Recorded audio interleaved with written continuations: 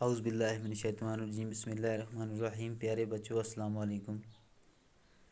بچوں، آج کا یہ جو ہمارا سبق ہے یہ تیسری جماعت کی اردو سے لیا گیا ہے۔ سبق کا نام ہے ننھا خرگوش۔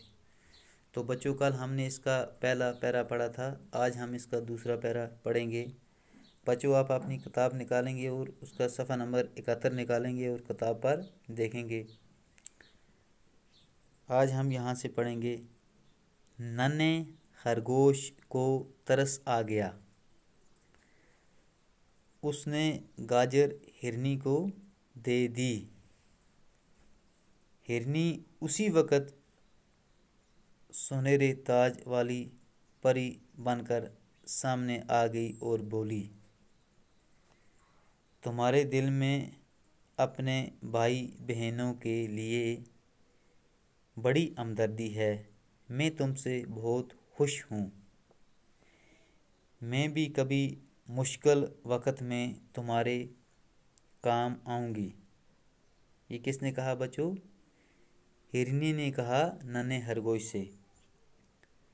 پری نے ننھے خرگوش کو کچھ میٹھی گاجریں دیں اور غائب ہو گئی۔ ننھا خرگوش گاجریں گھر لایا۔ باپ گھر آ چکا تھا۔ اس نے ساری بات باپ کو سنائی، وہ بڑا خوش ہوا۔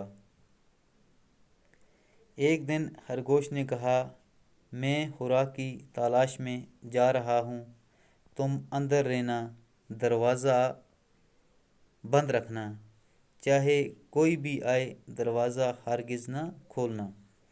یعنی کہ بچوں، ننھے خرگوش کے باپ نے اس سے کہا ایک دن کہ میں خوراک کی تلاش میں جا رہا ہوں، تم گھر میں رہنا، دروازہ بند کر کے رکھنا، چاہے کوئی بھی آئے دروازہ ہرگز نہ کھولنا۔